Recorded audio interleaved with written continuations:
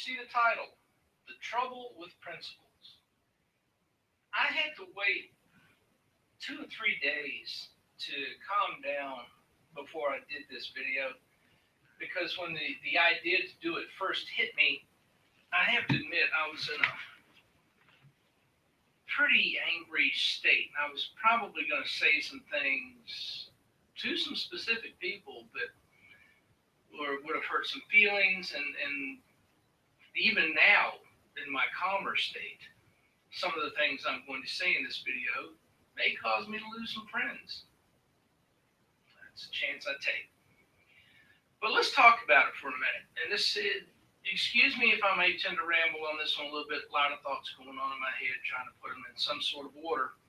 But let's start at the beginning. Let's start with principles. What are principles? Let's look at the textbook definition. I've downloaded it right here.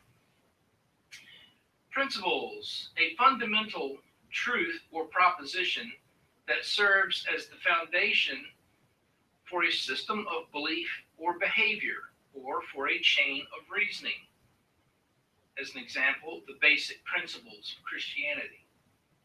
Moving on, a rule or belief governing one's personal behavior. An example, struggling to be true to their own principles. Does that describe you? I think it describes most of us, don't you? We all have principles. We all like to think we have principles. We all try to live by those principles. I know I do. And I'm sure I might trip up every now and again. And when I do, I'm sure some of you will point it out to me. But I do try. And I try to be consistent. If you notice nothing else about me in my blog or on my Facebook page, I do try to be intellectually consistent. So if I mess up, it's not for lack of trying. Moving on, morally correct behavior and attitudes, as in a man of principle. A fundamental source or basis of something, as in the first principle of all things was water. All right, so you get the general idea. That's what principles are. And the reason this came up and the reason that it lit a fire under me is because of the current presidential campaign. We've got the choice between a communist or a fascist. Depends on which way you look at it. That's the way I look at it. That's why I'm not going to vote for either one of the two major parties. I point out to a lot of people on my page that they do have a third choice, the Libertarian Party, which will be on the ballot in all 50 states. Now, again, maybe they don't suit you. Maybe you don't like the Libertarian candidates, and that's understandable. I don't expect you to like them just because they're the other option. But you should at least give it a look and recognize that the two major parties do not own you. They do not own your vote. Well, let me correct that. They should not own you, and they should not own your vote. Sadly, for far too many of you, both on the left and the right, the Democrats and the Republicans do, in fact, own you. They own your vote, and they know it. Why do you think nothing changes? Why do you think they keep doing the things that you say piss you off and make you angry and make you want to get rid of them? And every year, for every election cycle, you post your little remarks about get them all out of there, vote them all out, get the bums out, blah, blah, blah. But every year, you vote for the same crooks over and over again. You keep doing the same damn thing, thinking it's going to change. Well, if we just work hard within the system to change things, maybe we'll see some progress. How's that working out for you? Government getting any smaller? Taxes going down any? Have we brought any troops home from around the world? Show me one example where government's gotten smaller because of a vote that somebody you voted for, especially at the national level. Just give me an example. I sincerely want to see one. I look around. I try to find one. I'm not seeing a whole lot. Now, there are some voices in the wilderness. I mean, there's what's the guy, Justin Amash out of Michigan? Every now and then Rand Paul says something that sounds sort of like his father used to, but he's not quite there. I know there are some people out there who meet my definition and perhaps your definition of what liberty is and what this country is supposed to be about. But they're the exception rather than the rule. In fact, there's such an exception that even within their own parties, they often get shouted down and shoved out into right field somewhere. Yeah, kid, you go out there and play right field, and if the ball comes your way, just throw it back in here. We'll take care of it. But nothing seems to ever change. Now, I understand what you're saying. Let's work within the system. Fine. Okay, let's do that. How about we work within that system to create another alternative, another choice, another party? Call me crazy. Is there something that says we have to keep using the same two major parties? Or is it just that you've become so indoctrinated and so used to the idea that it's difficult for you to even contemplate breaking out of that system? I would remind those of you who are Republicans that the Republican Party used to be a third party. In fact, it's a fourth or fifth party. They took the place of the Whigs. Maybe you've read a history book or two and you've heard about them. So the Republican Party didn't start out being one of the two major parties. And there's no rule, there's nothing in the Constitution, there's nothing in our Declaration of Independence that says we have to be locked into two major parties. Nothing. It's not there. In fact, our founders warned us against party politics.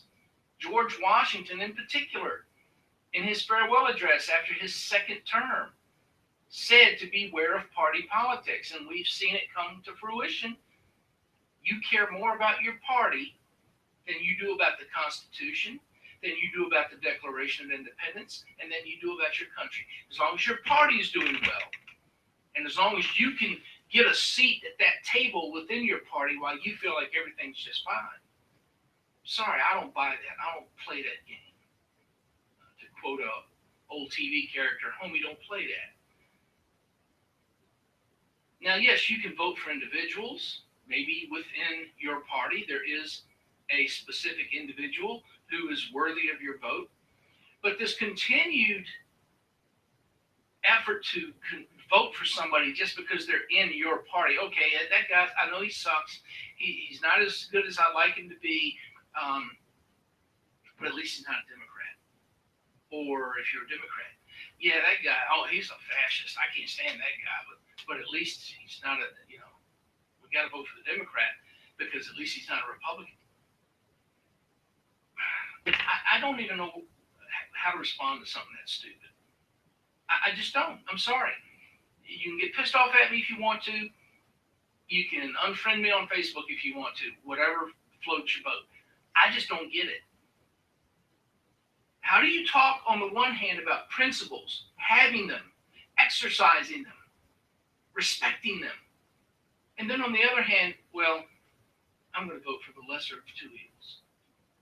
How about you write in somebody? How about you vote your conscience? Or does that not matter anymore? It's just important that my team wins, even if my team sucks. But at least we're not that other team.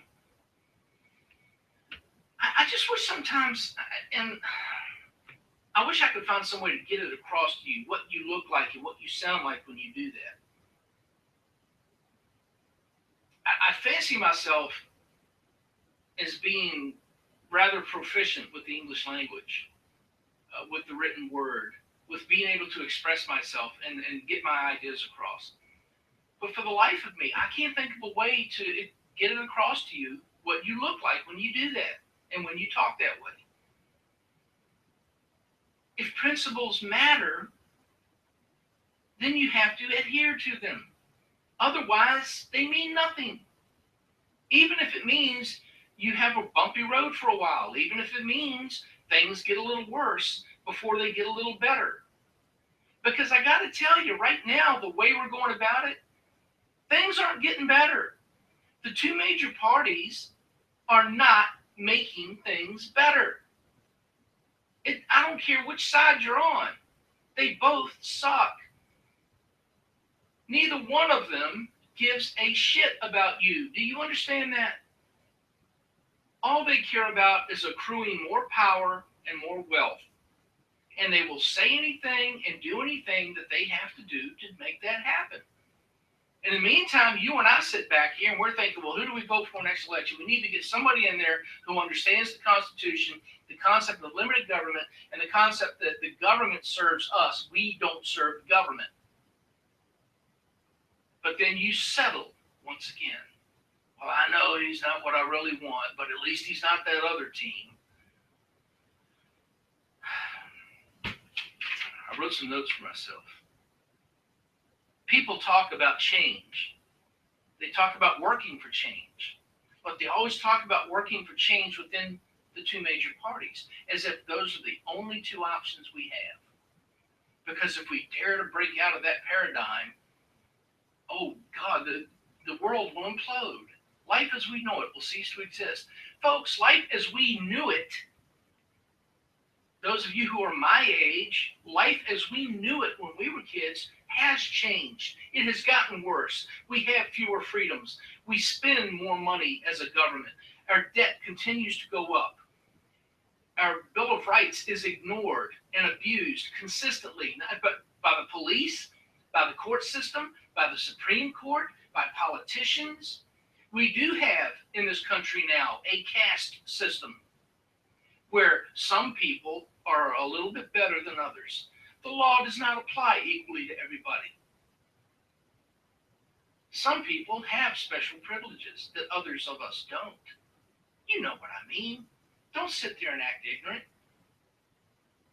But when it comes to principles, don't talk to me about principles when you so quickly, so easily, and so readily compromise yours.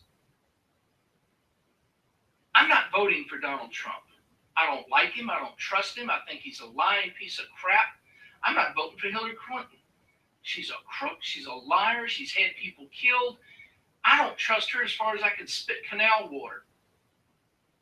So if those are my only two choices, just what the hell am I supposed to do according to your way of thinking? Now, I'm not real crazy about Gary Johnson, the libertarian, either. So now I'm really in a dilemma. Do I vote at all? I know some of you, my anarchist friends out there, would tell me, don't vote Floyd, it's a waste of time. And I have to admit, I'm starting to lean that way. Every day, every election cycle, I see more and more of it. It's like, what the hell, why am I even bothering? But some part of me, somewhere deep inside, still likes to think that maybe, just maybe, there's a chance. Can you write somebody in? Sure you can. Do they have a chance of winning? Probably. Certainly not. But will your conscience be clear? Mine is. Last couple of elections for various posts, I've written in names. My people didn't win, and that's okay. At the end of the day, I feel good about myself because I stuck to my principles. I voted for the person who I felt best represented my principles. I didn't change them. I didn't alter them. I didn't set them aside just for this election. I didn't make excuses. I voted my principles. Now, I'm human. I make mistakes. I can be wrong from time to time. But I do try my damnedest to adhere to the principles I have set for myself. And one of those principles is liberty. The liberty is founded by our founding fathers, envisioned by our founding fathers, codified in our Constitution and in the Declaration of Independence. The government is not my nanny. I don't trust the government. I don't believe in the government. I want people to vote for folks who understand that the government is our representatives. They are not our rulers. They are not our leaders. They are our representatives, because you and I don't have the time to go to Washington and sit there all day deciding what laws to pass and not to pass. But we can't expect them to pass laws that provide more liberty as opposed to less if we keep voting for clowns who don't even understand the Constitution. If we keep voting for people who care more about how they benefit from being elected than they care about how the country benefits. I'm just going to ask you, let's go back 50 years. I'm 59 years old now. Let's go back 50 years. Can any of you over the last 50 years think of one occasion at the national level where government has been downsized? Can you think of one occasion where the national debt has gone down? Can you think of anything that would show how the government has gotten smaller over the last 50 years? Democrats in office, Republicans in office, two major parties were the only ones we're supposed to vote for because they're the only ones with a viable chance to win. Have they done anything to reduce the size of government, the intrusiveness of government, the abuse of our civil rights, the ignoring of the Constitution and the Bill of Rights? Anything. Give me an example. All right. I hope by now I've made my point. Anyway, feel free to comment. Feel free to call me whatever you want to call me. But I'm not going to compromise my principles. They mean too much to me. It's all I've got. It's all that belongs to me that no one can take away. And I'm not going to let it happen. So call me whatever names you want. I'm sticking to my principles. And I'm not voting for the two major party candidates just because I'm told those are the only options I have.